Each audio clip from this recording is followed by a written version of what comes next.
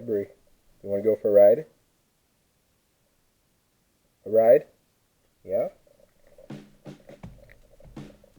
If you were paying attention during my suspension replacement video, the front shocks on the Sport Trac are leaking pretty bad. The smart thing would have been to replace them at the same time as everything else, but I never claimed to be a smart man. Even though I love bashing engineers for never having to work on their own creations, I can't fault them when they turn around and do something actually right. This torsion bar suspension allows for easy replacement of the front shocks without needing a mass disassembly of the front suspension. I guess the engineers win this time. This job can be done with only a few simple tools: a 16mm wrench, a 13mm wrench, a 10mm wrench, needle nose vice grips, a ratchet, a 13mm socket and extension, a 14mm socket, and a 15mm socket. Step 1. Cut a hole in the box. Oh, wait a minute. Wrong video. Just forget that last sentence. Step 1. Jack up the front of the truck. Man, I really wish I had a lift. Step 2. Remove the wheel. This is kind of optional, but it does make filming your work a whole lot easier.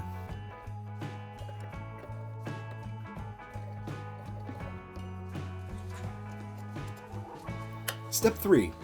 Remove the top 15mm nut from the shock shaft. WD-40 or rust penetrant can be used, but since these shocks are going to be replaced, I'm not worried about breaking the shaft. A pair of vice grips or a thin wrench should be used to keep the shaft from spinning, otherwise you're never going to get that nut off.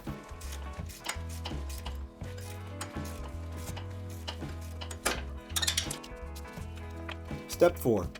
Remove the two bottom bolts of the shock. It should be either a 10mm or 13mm head and a 13mm nut.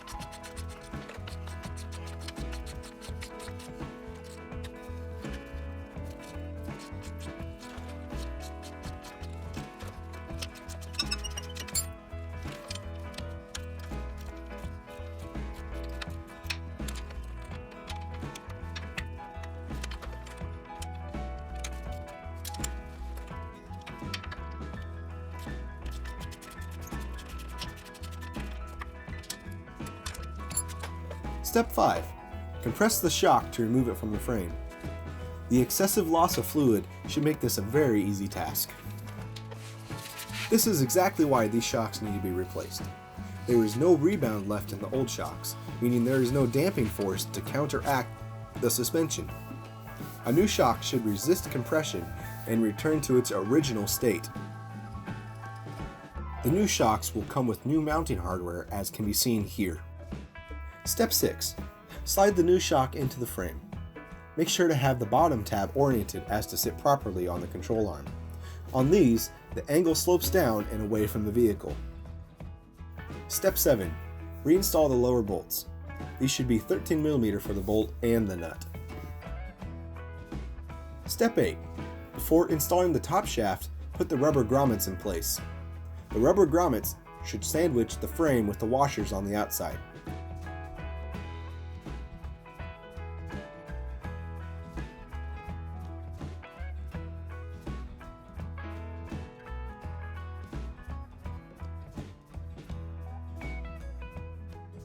The top nut for this shock is a 14mm instead of the 15mm that was on the old shock.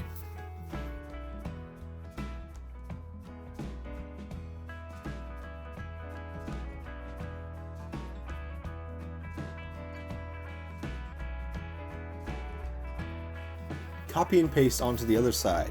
Just don't let the teacher catch you cheating. Now, let's move on to the rear. I am replacing the rear shocks with Gabriel Hijacker's air shocks. These are advertised for helping level a vehicle with heavy loads. Do keep in mind that these do not increase the load capacity of the vehicle. They should be a nice addition to help the old high mileage leaf springs currently on the Sport Trac. Since these shocks are adjustable, measure the ride height before starting work. This gives a way to set the correct pressure when all the work is finished. There's a few more tools needed than the front shocks. A couple of ratchets and sockets, some wrenches, a vice grips, side cutters, a hammer, an impact, and some zip ties, because you can't go wrong with zip ties. Before diving in, remove the spare tire. It'll free up plenty of room for working. The owner's manual does a very good job of showing the proper way to lower and remove the spare tire.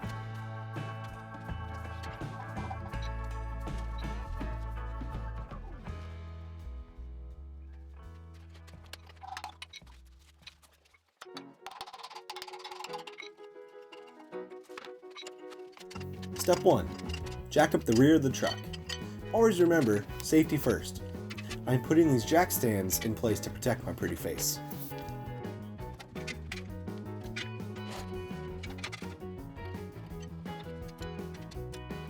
Step 2. Remove the lower bolt for the shock for the spring mount.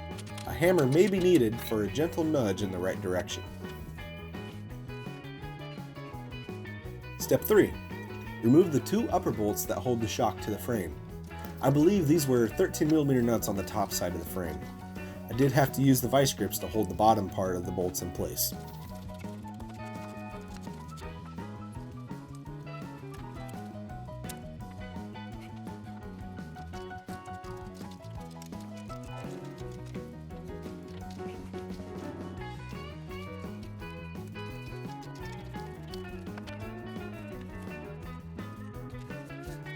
Step 4. Put the bottom of the new air shock in place and feed the bolt through. Wait to put the nut back on until the top bolts are in place. Step 5. To make it easier to put the top bolts in, use compressed air to extend the air shock. Be careful to not overinflate the shock, as it could cause irreparable damage. Install the new top bolts.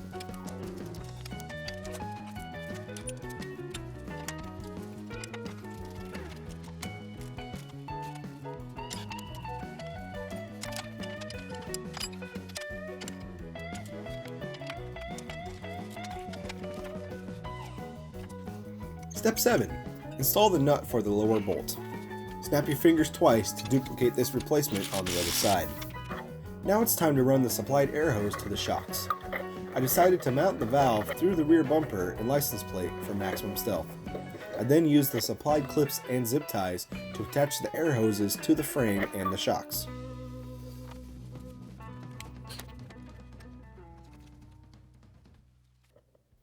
Make sure there are no points where the hose can rub and puncture, and have enough slack for any repair that may be needed.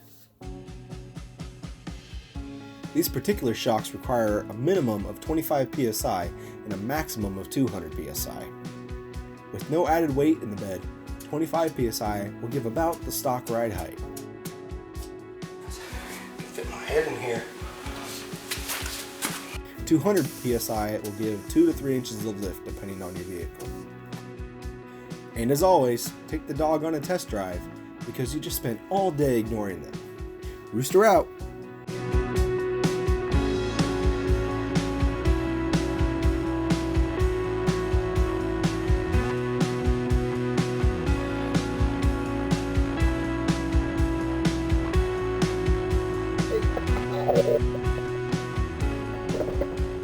That hurt.